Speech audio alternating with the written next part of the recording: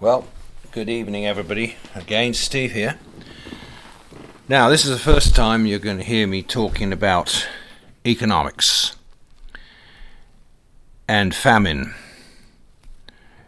and what is talked about in the 6th chapter of Revelation, the Four Horsemen. I've written about these things at length before, but I'm going to talk to you especially about the economic situation in the world.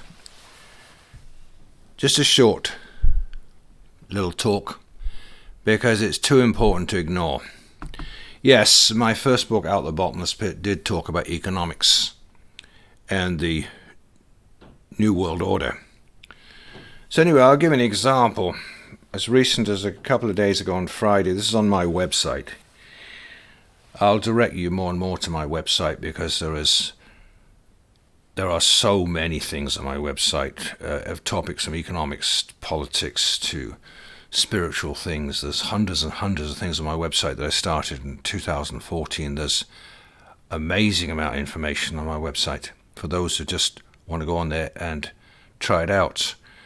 That is www.outthebottomlesspit.co.uk. And my main page, or at least one, I've got many main pages actually, but one of the main pages is about economics and what's going on in the world, politics, that sort of thing. But I just tend to put a few articles on there, what's going on, what I consider to be the things to really focus on, not all the blah blah stuff that normally you see on the main channels.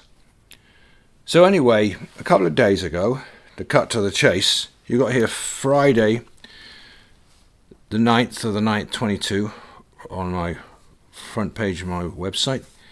It says, life will come to a stop. UK facing bleak winter. That's Nigel Farage, the guy who almost single-handedly got us out of Europe in the Brexit. And he's saying things are not looking good at all. Everybody should watch that video by Nigel Farage. It's not very long, but explaining how UK is facing a really bleak winter economically. As everybody knows already, gas prices have gone up, electricity prices have gone up, and the next article under it is called A Great Reset of the British Property Market is currently underway, with big banks buying up houses across the country and edging out first-time home buyers. We've experienced this personally recently. Two of our daughters recently bought houses, small houses of that, with their partners, but they found the prices were 2 to 3 times what they were in pre-COVID times. And one of my daughters found out one of the reasons is the banks have been buying up all the houses. And because the banks buy up all the houses, then it reflects in the rental market, which unfortunately my wife and I have found out all about because we've been trying to size down our 4-bedroom house to try and get a 2-bedroom house since our children have grown up, flown the coop. But we haven't been able to find anything in the last 5 months because my wife's in a wheelchair and we need a house best on one level with no stairs would be the best. And it's mind-boggling when you consider how many people are in a wheelchair and how many people are crippled and how many people need special facilities. You go and look for the housing, it's not there. It's not there. It's simply not there. My wife and I went to see a house the other day that was advertised as being a really nice house, with a nice living room, dining room, and 2 bedrooms and bathroom, and made by what we say deep angle lens on a camera to make it look like it's really big. We get there and the house is tiny. I mean, tiny. It didn't even have a living room. It was so small my wife couldn't even get in the kitchen with her wheelchair. That's how small. Everything minute and the price totally jacked up. And this is what we're finding, that because the banks are buying up everything. And I thought, is my daughter right about this? Well, look what the next article says on my website. Europe is facing energy disaster and it's going to bleed over into the US. And one of these 3 articles, it also talks about exactly what my daughter said. The banks are buying up all the houses. And it isn't just because they buy up the houses doesn't mean they make them available for the public. No, it's an investment.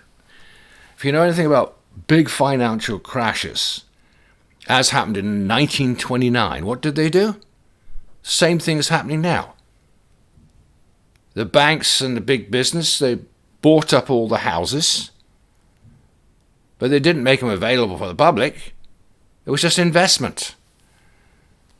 Because when the financial crash comes, which I've been predicting for the last 50 years, I know it's going to happen every October. My wife and I always praying it won't happen in October, because normally financial crashes, if they happen in October, because that's the end of the financial year, or the beginning of it, whatever way you want to look at it. But crashes tend to happen in October or late September, but mostly in Octobers.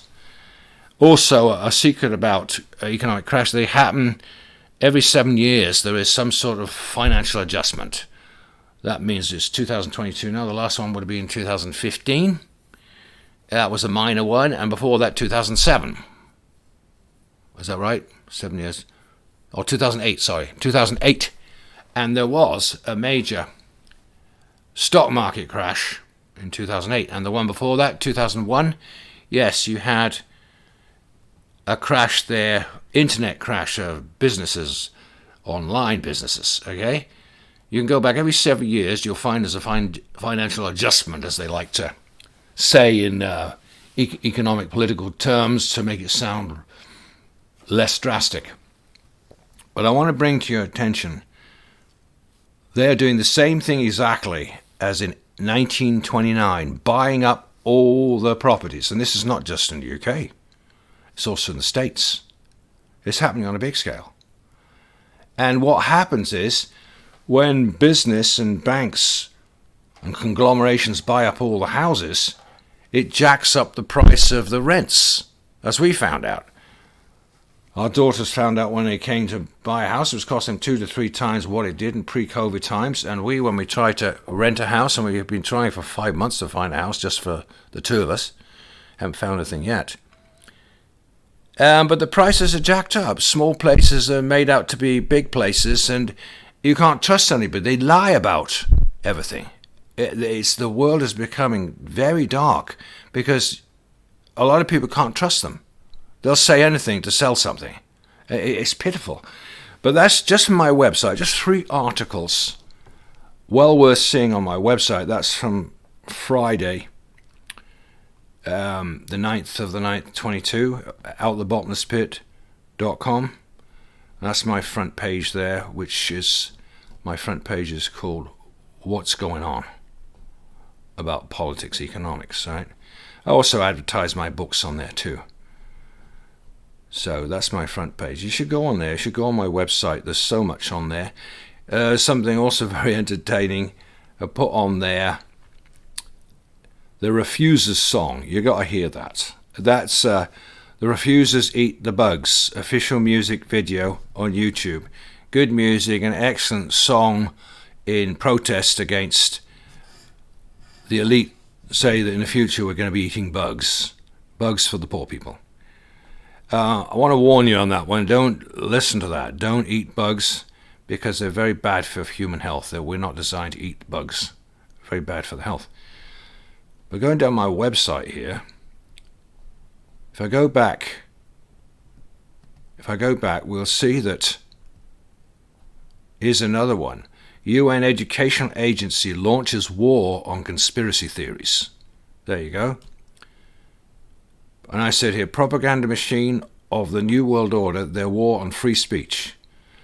And here's a famous person writing. It said, what they mean by conspiracy theory is any claim or argument or evidence that differs from the propaganda pumped out by the government and media, warned New York University professor of media studies Mark Crispin Miller, who studies propaganda and government misinformation.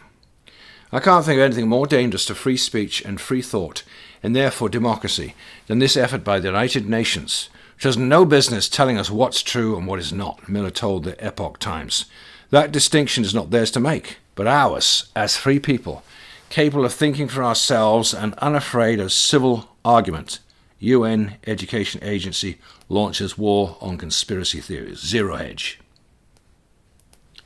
Now, here's another article on the main thing I wanted to get across today about financial crash coming. And everybody needs to prepare. The world is going to go down. I've been seeing it for 50 years, but now I've never seen the world on this precipice financially.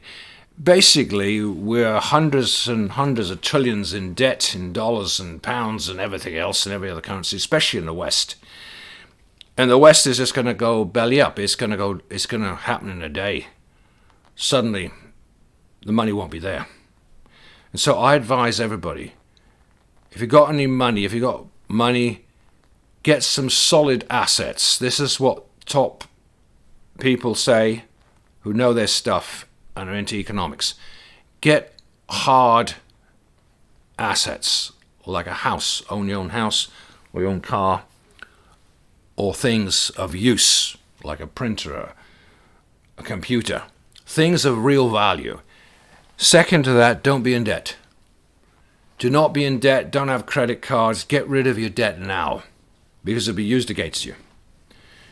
And it says in Proverbs that the borrower is servant to the lender. And if you simply can't pay a mortgage on your house, well, you might be thrown out the house in the future. Or anything on your credit card you can't pay, don't think they won't come after you. Oh, they will. They're going to use the debt and the credit crisis to turn everybody out their houses, make everybody penniless and poor. They've done it before. They did it in 1929 and it happened without warning. I'm just amazed it hasn't happened in the last 50 years, quite honestly. I think just the mercy of God, it hasn't happened. Not on the scale as of 1929, but it's coming. And I wish I could give you better news. I wish I could say it's going to delay another 50 years, but no. There's too many things are wrong. There's too many organizations just using credit, just borrowing money and pretending they've got money. And I think in the banks, for every £100 they claim they have, they only have £1. Everybody's doing it. So there's no real money anymore. It's all make-believe money. It's all going to come crashing down, and I believe it's going to happen this October. I wish I could say something other, but I don't see any indications of anything other than that. It's all engineered, by the way. It's completely engineered. Because they want to bring everybody down, middle class, the poor, and so as Klaus Schwab says, you will own nothing and be happy, meaning the elite will have everything and you will eat bugs. That's their plan. So we've got to fight against that with all that's in us.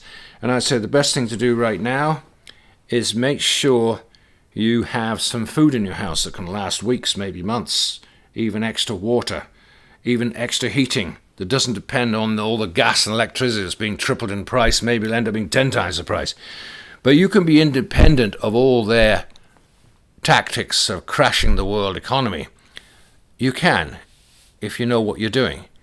Because contrary to what they say in the main media, human beings don't need a lot of food and they don't need a lot of heating. They can survive on very little, actually, if you know how. Same with, you can grow a lot of things you need, even in your garden.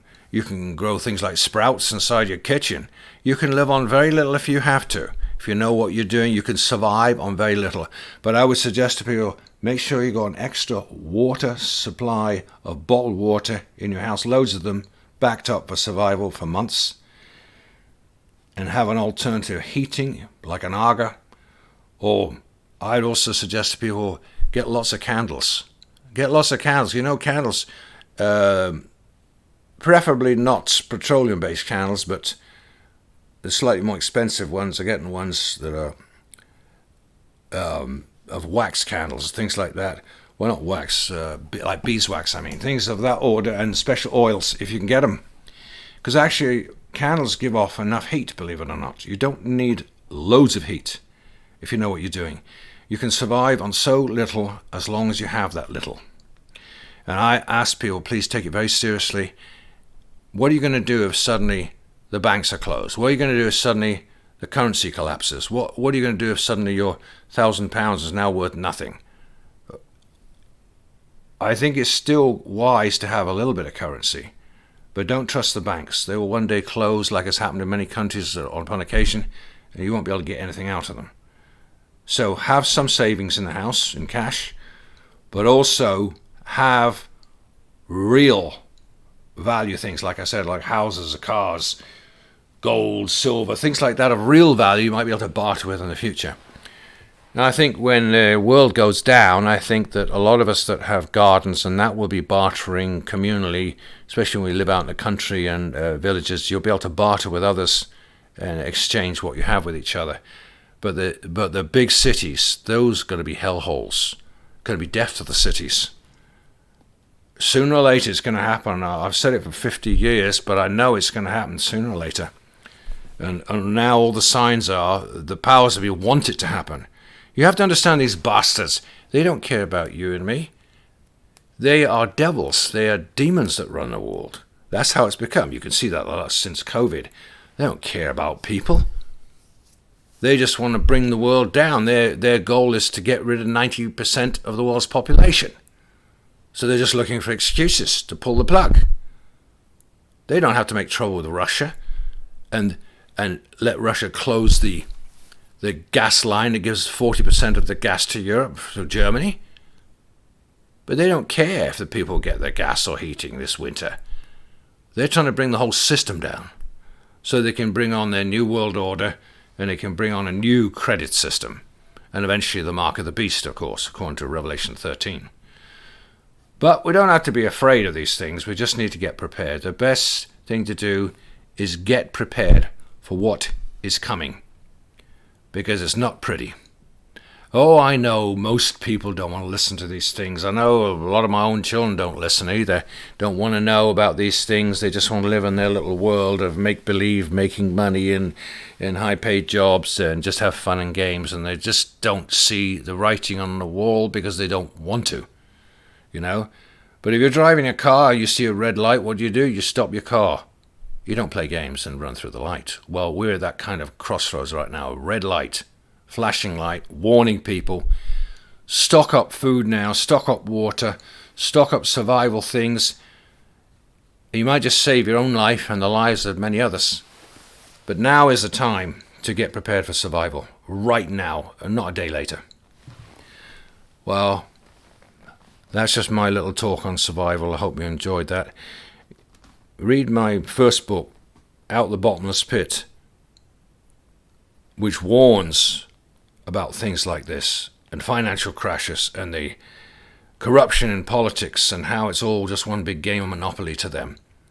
But now it's all coming to fruition of their plans to bring the world down financially, and then bring on a new credit system, and eventually, as you know, the mark of the beast. Well, that's enough for me. Have a great evening, everyone. Just get ready. See you later.